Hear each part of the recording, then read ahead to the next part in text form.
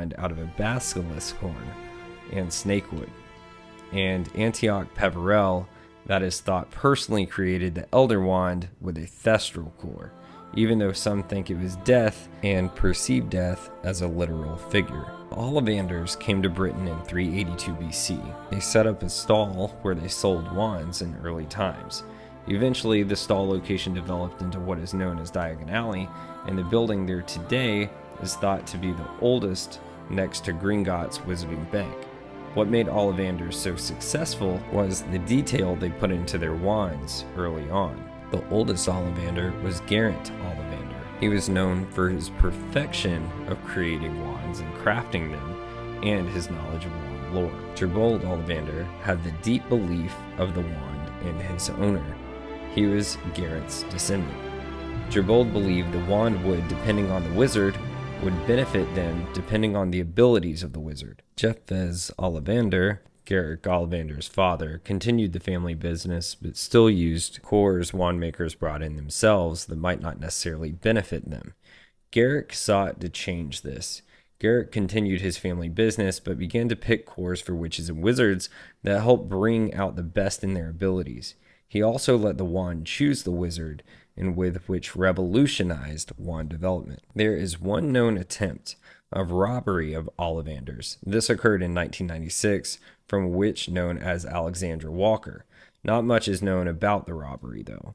The original store was small, and another store of Ollivanders was opened on Hogsmeade, eventually to help more customers. This store most often was ran by Garrick's associates. Garrick attended Hogwarts and was sorted into Ravenclaw. Ollivander concluded that cores Dragonheart String, Unicorn Hair, and Phoenix Hair worked best for wands. He called these Supreme Cores. He tried Vela Hair and Thestral Hair at one point, but deemed them too difficult to control. Dragonheart String, Garrick concluded, had the most power. However, they bond the strongest with the current owner and are the most prone to the dark arts and being temperamental. Unicorn Hair generally produces the most consistent magic and is the least subject to blockages. These are the most difficult to turn to the dark arts and usually remain faithful to their first owner. Phoenix Feather Core wands are capable of the greatest range of magic. However, they do have a trait of acting on their own accord. Their allegiance is usually hard won. In the summer of 1938, Ollivander sold Tom Riddle his wand. He also sold Harry Potter his first wand. Harry and Tom's wand both had the same type Phoenix core.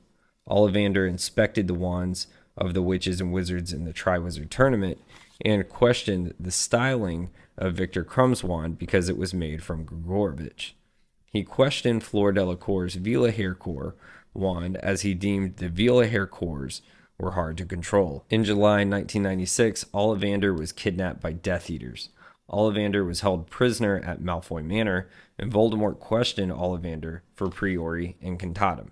Ollivander was eventually rescued with the rest of the group he was with at Malfoy Manor by Dobby the House Elf. Garrick went to Shell Cottage after this. Garrick then informed Harry about the Elder Wand. The wand had a thestral hair core. Like Vela Hair, Garrick had experimented with thestral hair cores, but deemed them too difficult to control. The Elder Wand was the only wand ever created with a thestral core, created by Antioch Peverell or Death himself. A wand is the object through which a witch or wizard channels his or her magic. It is made from wood and has a magical substance at its core. Wands made by Ollivander have cores of Phoenix Feather, Unicorn Hair, or Dragon Heartstring, and are of varying woods, lengths, and flexibilities. Length, wood type, and core type differentiate between the wand. Length can judge the size and character of a witch or wizard. Most wands are between 9 and 15 inches long, and wand makers often match the wand length to the height of the witch or wizard who will use it, but Ollivander considers this measure inadequate. In his experience, longer than average wands tend to be drawn to those with physical peculiarity or a bigger personality, whereas abnormally short wands select people whose character lacks something. The wood takes into account which wizard's individuality and personality,